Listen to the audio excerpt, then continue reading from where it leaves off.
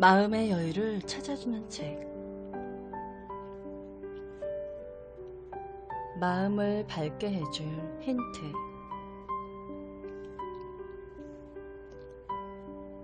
당신의 마음의 날씨는 지금 어떤 상태입니까?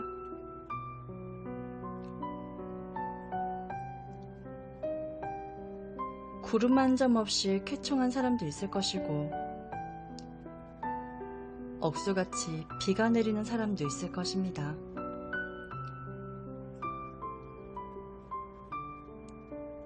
매일같이 이슬비나 구름 낀 나날이 계속되지 맑지 않은 상태의 사람도 있을 것입니다.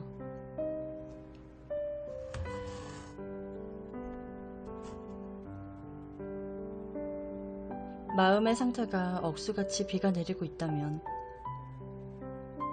분명 힘들 테지만 달리 생각해보면 거기에는 맑게 개일 가능성이 있습니다.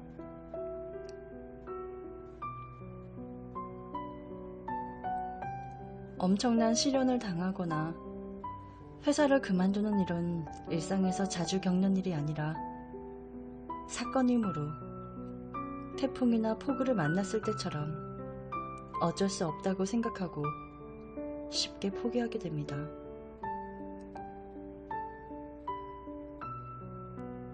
그러나 구름 낀 나날이 오래 지속된다고 느끼는 것은 어머, 그러고 보니 최근엔 정말 맑은 날이 없었네 하고 뒤늦게 깨닫는 것입니다.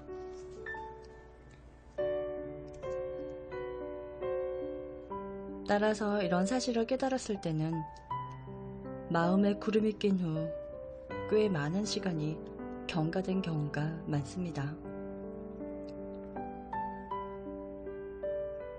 예를 들면 아침에 일어나기가 너무 힘들다든가 매일같이 투덜거리기만 한다든가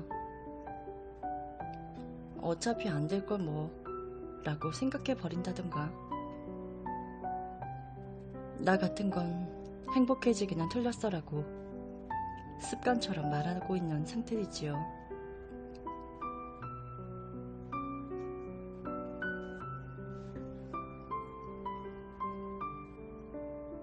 나도 예외는 아닌가 봅니다.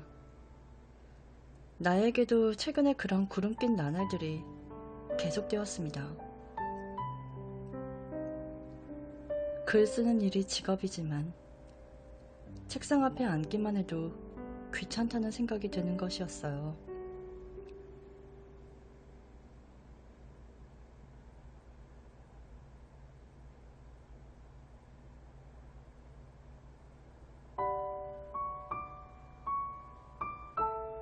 그날 밤도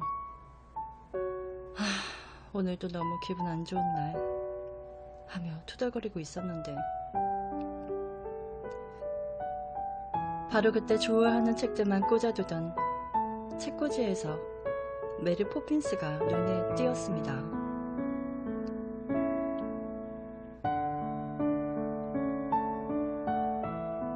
그녀는 동풍이 부는 날에 우산을 타고 하늘에서 내려와 런던의 뱅크스가를 찾아온 이상한 간호사입니다.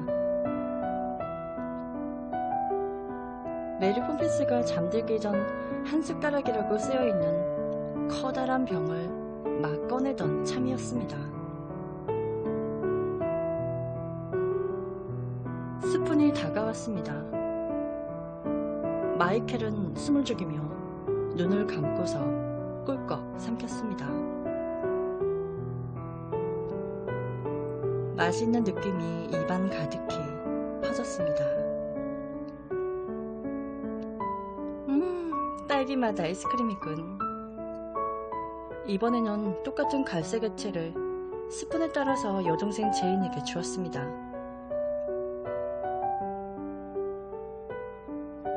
라임 주스 코디얼이야. 그리고 쌍둥이 아기와 존과 바바라가 마시자 우유로 마지막은 메리 포핀스의 차례. 그는 럼 펀치야 라면서 입맛을 다시며 병 뚜껑을 닫았습니다.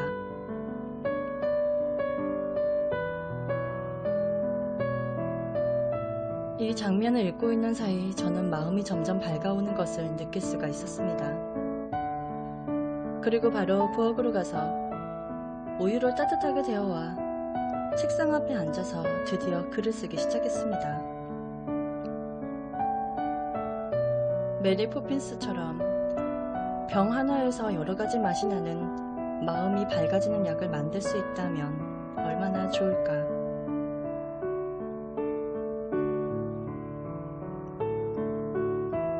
이 책 속에 담긴 많은 이야기들 중에서 어느 하나만이라도 당신의 마음을 밝게 해줄 힌트가 있다면 정말 기쁘겠습니다.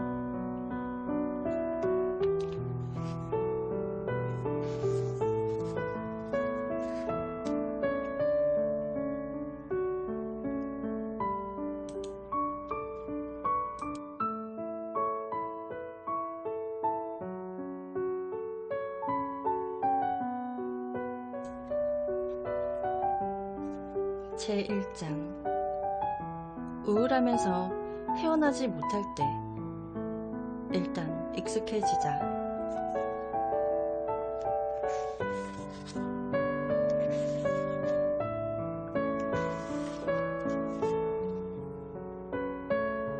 정말 아무것도 하고 싶지 않을 때 열이 나는 척하자.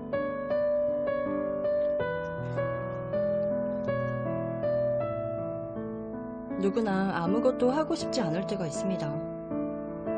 마치 태양이 구름에 가려졌을 때처럼 갑자기 의욕을 상실하게 되는 것이지요. 특히 매일매일 하지 않으면 안 되는 의무 같은 일들. 잠옷을 벗고 이불을 개고 장롱에 넣고 스타킹을 신고 외출복을 입고 학교나 회사를 가기 위해 정해진 시간에 집을 나서는 등등.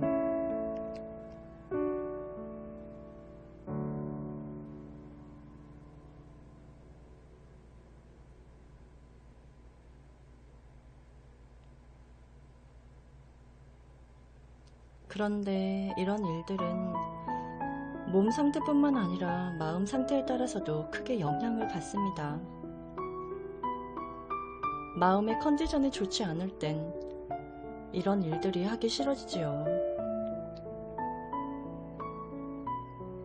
물론 이러한 당연한 것뿐만 아니라 평소에도 즐겁게 해왔던 일들조차도 의욕이 생기지 않는 경우가 있습니다. 이런 상태가 바로 정말 아무것도 하고 싶지 않다에 해당하는 증상입니다.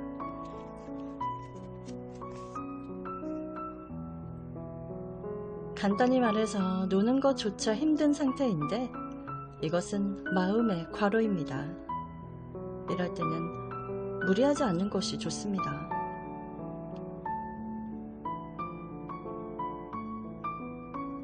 나는 초등학교 4학년 때 양호부장을 자원에서 맡았습니다.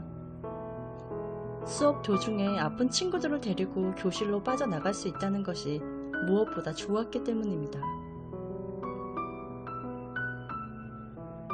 어느 날 점심시간에 한 친구가 저에게 다가와 한숨을 쉬며 말했습니다.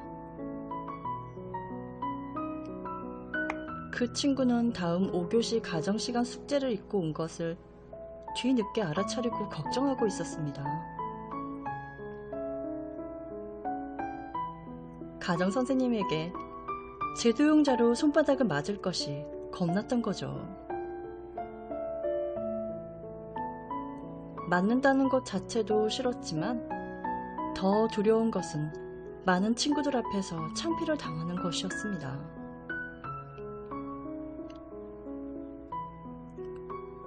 그 자리에서 울어버리면 어떡하지? 그러면 너무 창피할 것 같아.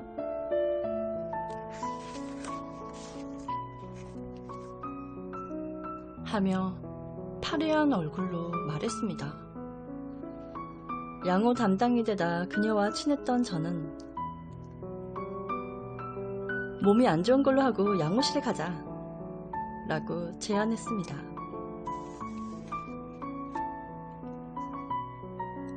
친구와 나는 점심시간이 끝날 때쯤 양호실로 갔습니다. 양호 선생님이 잠시 교무실에 간 틈을 이용해서 저는 스토브 위에 주전자에서 뿜어져 나오는 수증기의 체온계를 갖다 대었죠. 그리고 정확히 38도에 맞췄습니다. 양호실로 돌아오신 선생님께 체온계를 내보이며 말했습니다. 두통도 있다고 해서 얼음 주머니를 가져왔어요. 그리고 침대에 누워있는 친구에게 살짝 윙크를 해보이고 교실로 돌아갔습니다.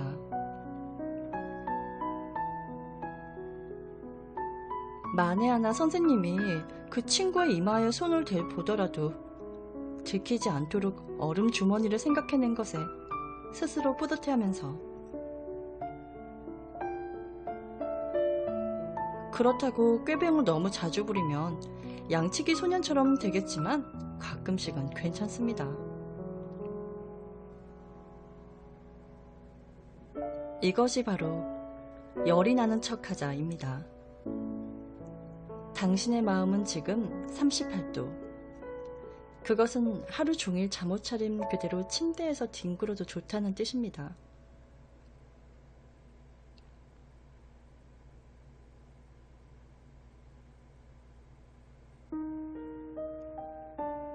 나는 이럴 때 좋아하는 만화책을 베개 밑에 넣어둡니다. 물론 읽어도 되고 읽지 않고 그대로 놓아두어도 상관없습니다. 요컨대 마음의 감개에는 휴식과 안정이 필요하답니다.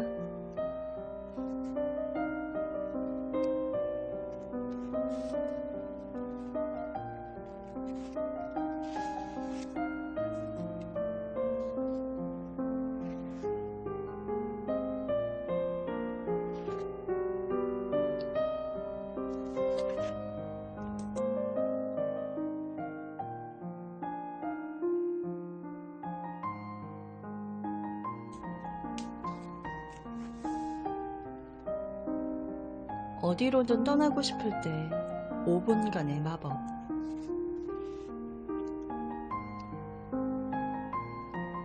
지금 있는 장소가 편하게 느껴지지 않을 때가 있습니다. 이유는 모르지만 질퍽질퍽한 진흙 위를 걷고 있는 기분이 들고 이곳에 있다는 것 자체가 피곤한 느낌도 듭니다. 지금 이 자리가 아닌 어디론가 무작정 떠나고 싶은 기분 말입니다. 자, 그럼 잠시 생각해 볼까요?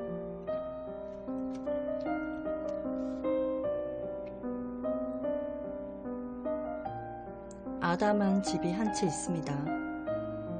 창문이 있고 커튼이 10cm 정도 열려 있습니다.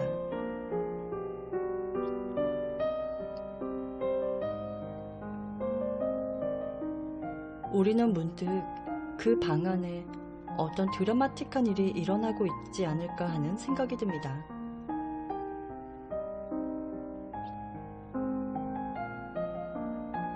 반대로 방 안에 있으면 이번에는 창문 너머로 보이는 거리에 더 재미있는 드라마가 있을 것 같다고 느끼지요. 안에 있으면 밖으로 눈길이 가면서 아, 날씨 좋다. 집에 있어봤자 좋은 일도 없고 어디 놀러라도 갔으면 하는 생각을 하게 되고, 밖에 있으면 창문 틈으로 살짝 보이는 방이 굉장히 은밀하게 느껴지면서 얼른 집에 들어가서 푹 쉬고 싶다. 소파에 몸을 묻히고 홍차에 레몬을 넣어 라고 생각하지요.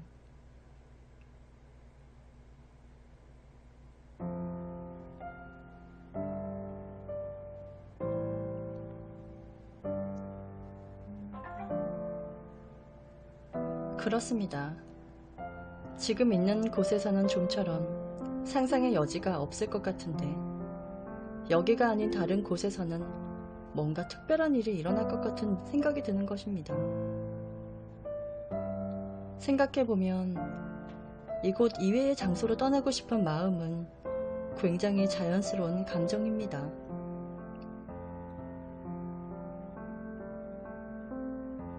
우리는 한자어를 많이 사용하고 있어서 흔히 이런 감정을 도피라는 말로 표현합니다. 그래, 이건 분명 자기 도피야. 그런데 도피라는 말은 왠지 공격적인 느낌을 주지요. 정말 도망가거나 회피해서는 안 되는 것일까요?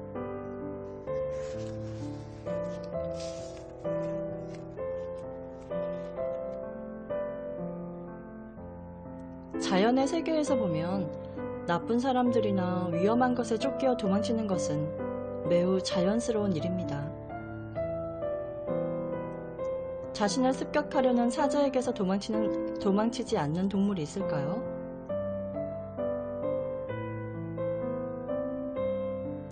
그리고 조금 현명한 얼룩말이나 기린이라면 사자가 지나가는 장소를 애초부터 피해 다닐 것입니다.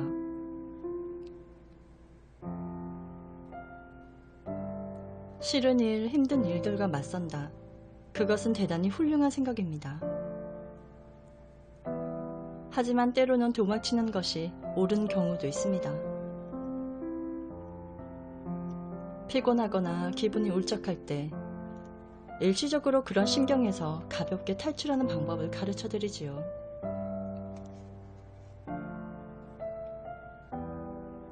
그것은 특별한 용무가 없더라도 지금 있는 공간에서 나와보는 것입니다.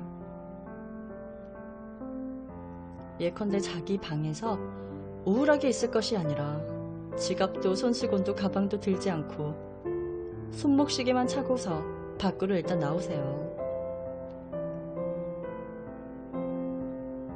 그리고 5분 동안 집에서 멀어지는 것만을 목적으로 걸어갑니다.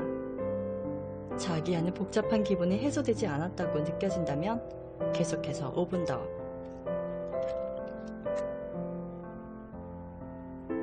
나는 대개 15분은 걸어야 기분이 전환됩니다. 낯익은 풍경과는 조금 색다른 신선한 느낌을 주는 주변 경치에 몸을 실으면 굉장히 상쾌한 기분이 들면서 왠지 모르게 방이 그리워지더군요.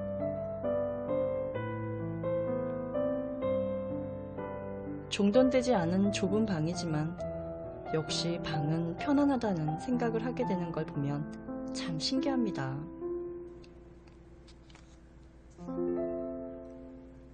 지갑을 들고 오지 않았으니 편의점이나 자판기에서 마실 것조차 살 수 없습니다.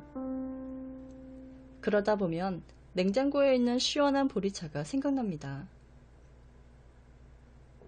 15분이나 걸어왔지만 다시 집으로 돌아가는 데는 채 10분도 걸리지 않습니다.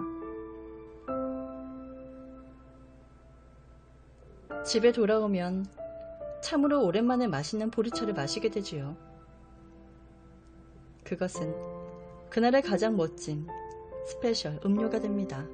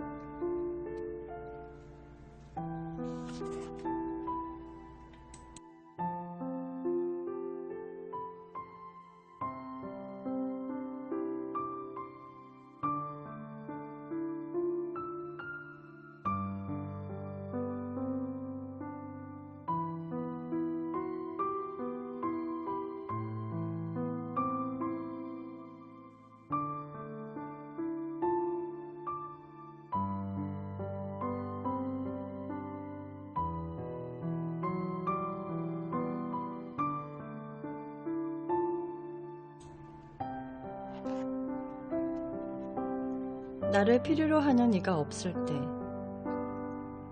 사랑은 외로움에서 생겨나는 것.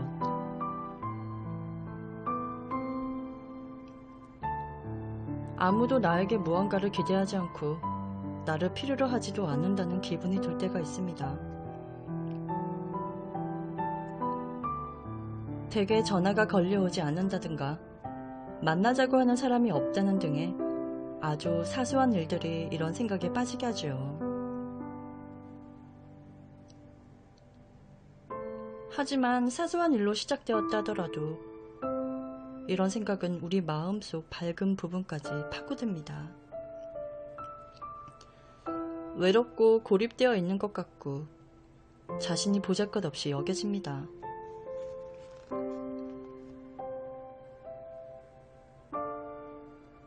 프랑스의 여류화가 마리 로렌스는 이런 말을 남겼습니다. 따분한 여자보다 더 가련한 것은 슬픈 여자입니다. 그리고 더욱 가련한 것은 잊혀진 여자입니다.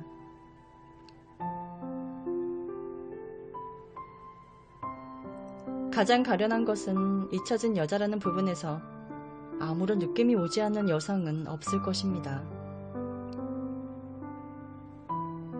누구나 잊혀지기를 원하지 않습니다. 사랑받기를 원하고 필요한 사람이 되기를 원합니다. 많은 예술가들로부터 뮤즈라 불리며 사랑받던 로렌슨조차도 잊혀지는 것이 두려웠나 봅니다.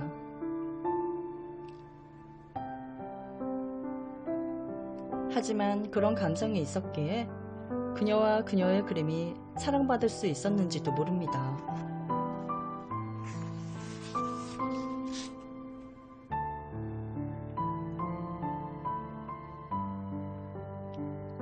혼자 있는 것이 전혀 외롭지 않다거나 모두가 나를 좋아한다라고 생각하는 사람도 있을 것입니다. 그런 사람의 인생은 틀림없이 거침없고 정열적일 것입니다.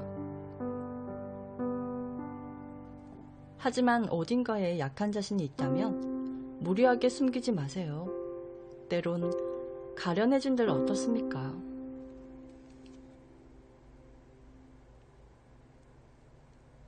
시와 노래와 사랑이 움트기 전에 반드시 겪어내야 하는 것. 그것은 바로 어둠과 외로움입니다. 그것이야말로 새로운 시와 노래와 연인을 만드는데 꼭 필요한 과정입니다. 전혀 외롭지 않으려고 노력하기보다는 외로운 기분도 충분히 경험해 보도록 하세요. 그런 사람이 더 자연스럽고 매력적으로 느껴지는 법이니까요. 혹 견딜 수 없이 외롭다는 생각이 들면 로렌스의 말을 떠올려 보기 바랍니다. 조금 마음이 차분해질 것입니다.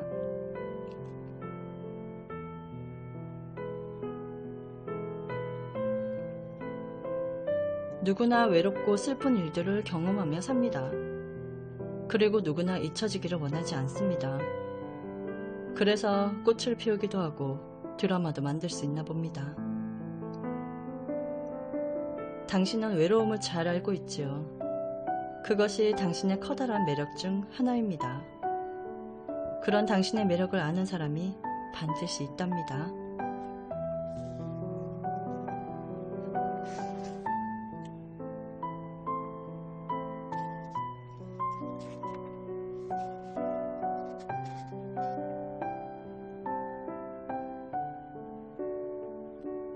자도 피곤이 풀리지 않을 때 편안하게 잠드는 방법.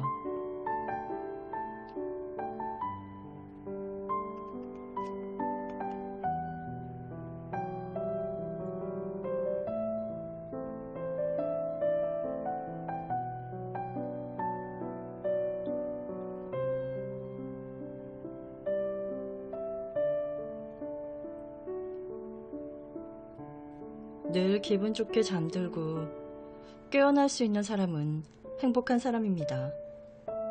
어쩌면 그보다 더 큰 행복은 없는 건지도 모릅니다. 나는 혈압이 최고 100을 넘지 않는 저혈압이어서 아침에는 좀 괴롭고 반대로 밤에는 잠들기 아쉬울 정도로 생기가 돕니다. 하지만 다음날 아침 도시락을 준비할 것을 생각하면 억지로라도 잠들지 않을 수 없습니다. 자도 피곤이 풀리지 않을 때가 있지요. 여기에는 두 가지 원인을 생각할 수 있겠습니다. 하나는 잠들어 있을 때의 문제입니다. 제대로 숙면하지 못한 것이 아닌가 하는 것이죠. 수면 시간만 길었지 푹 잘 잤다는 응답이 없을 때는 다음날이 되어도 졸리고 피곤이 풀리지 않는 느낌이 듭니다. 또 하나는 일어날 때의 문제입니다. 이것은 예컨대 굉장히 우울한 일이 생겼는데 냉혹한 현실에 직면한 경우라 할 수 있습니다. 잠들어 있는 동안은 그런 현실로부터 도망칠 수 있으니까 자기도 모르게 잠들고 싶다, 침대로 도망치고 싶다는 신호를 몸에서 보내고 있는 건지도 모릅니다.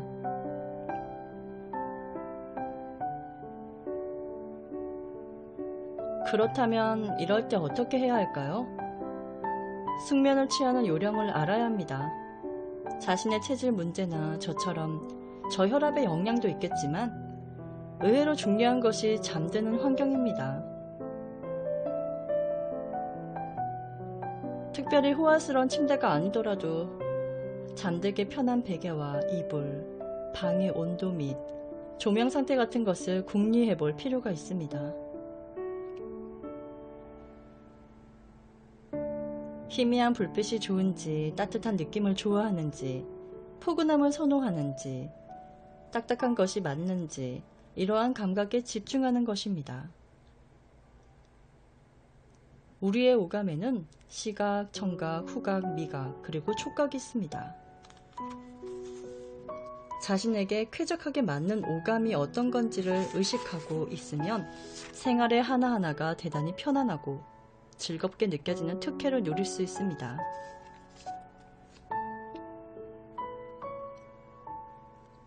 촉각에 대해서 잠시 생각해 봅시다. 부드럽고 시원한 느낌의 실크 시트가 좋은가요? 아니면 약간 루프가 있는 타월 소재의 촉감이 좋은가요? 만약 오늘은 이게 좋다고 결정했다면 그것으로 오케이입니다.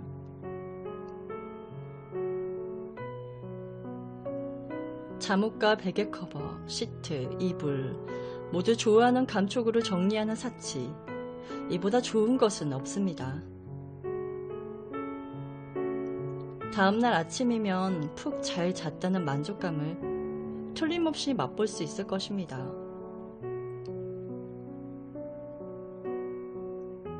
괴로운 일이 있을 때 많이 자는 것은 많이 먹는 것 이상으로 의미가 있습니다. 푹 자고 일어났는데도 피곤하게 느끼는 것은 자기 방어 본능 같은 것입니다.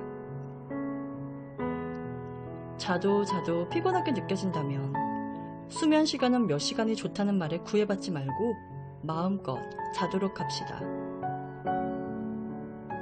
피곤함을 느끼지 않을 때까지 계속 자도 괜찮습니다. 이번 주말에는 눈이 부을 정도로 자보세요. 틀림없이 일어났을 때 다시 태어난 듯한 느낌을 맛볼 수 있을 것입니다. 1년은 365일, 때로는 지겨울 정도로 자는 날이 있어도 좋습니다. 자도 피곤하면 또 잡시다. 단, 베개의 높이나 이불 무게가 자신에게 맞는지 꼭 살펴본 후에요.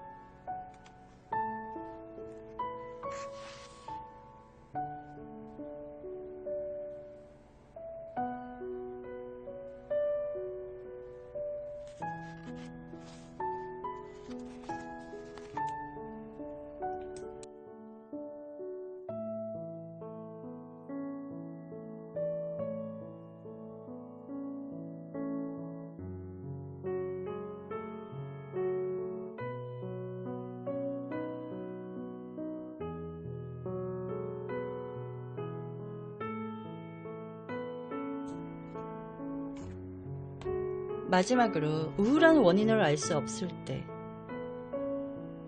마음에 생기가 돌아올 때까지 일단은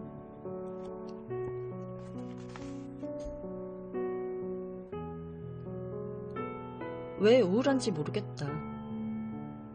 이럴 때는 우울한 원인을 철저하게 찾아야 한다고 조언해 줄 수도 있겠지요.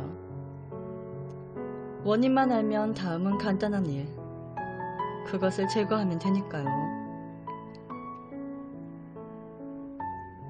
하지만 왠지 알 수 없는 불분명한 고민이 존재할 수도 있고 그 원인이 아주 복잡한 것일 수도 있습니다. 그 복잡한 원인을 연구할 정도의 기력이 있다면 그렇게 고민할 필요도 없겠지요. 그럴 때는 원인을 밝히려고 필사적으로 노력하기보다는 원인이야 어찌되었든 일단 주의하면서 그냥 지내보는 것이 좋습니다.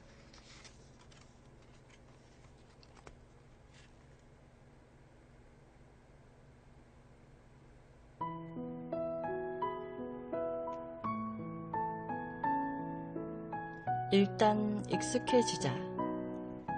그 처음에 얘가 일단 차를입니다. 그리고 일단은 산책, 일단은 점심시간, 일단 샤워, 일단 미스터리, 일단은 요가, 일단은 노래방, 일단 꽃에 물을 하는 식으로 이어지지요.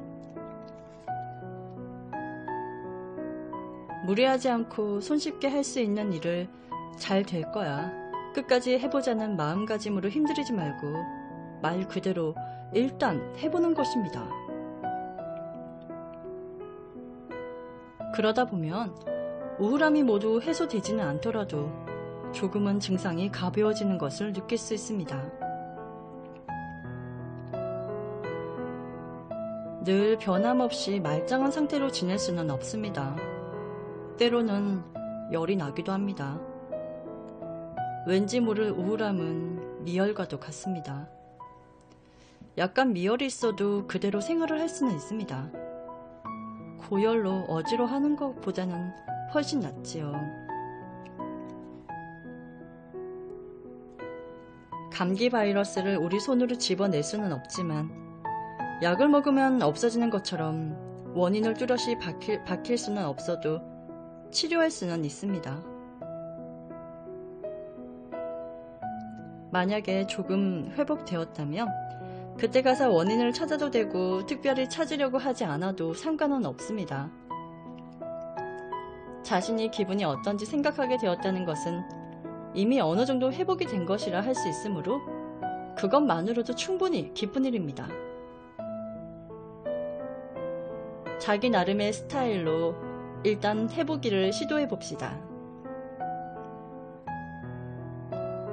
최근에 저는 이유를 알 수 없는 우울함을 퇴치하는 일을 일단 2만원 내에서 마음껏 쇼핑하기를 시도하고 있습니다.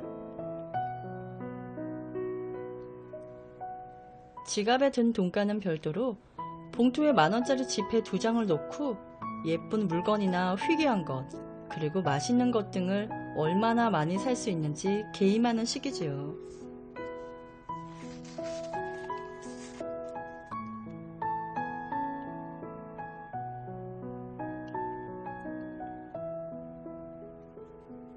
며칠 전에는 달랑 잔돈 300원만 남기고 모두 쓴 적이 있습니다. 작은 매니큐어 4개, 손톱에 붙이는 네일 3가지, 그리고 야채 모양의 지우개도 샀습니다. 집에 돌아오자마자 쿠키 모양의 네일과 지우개는 바로 딸한테 빼앗겨 버렸지만 오렌지색 매니큐어를 바른 손톱을 바라볼 때 이미 원인 불명의 우울함은 완전히 사라지고 없었지요.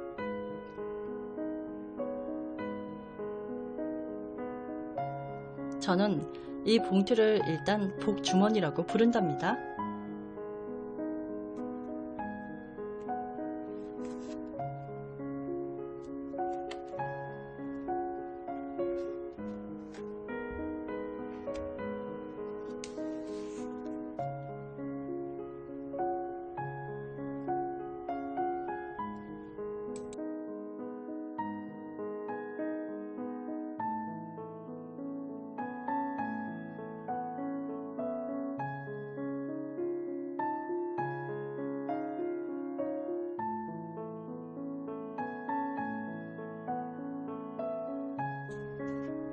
제2장은 애쓰는 나를 쉬게 하자는 다음 편에 읽어드릴게요. 안녕.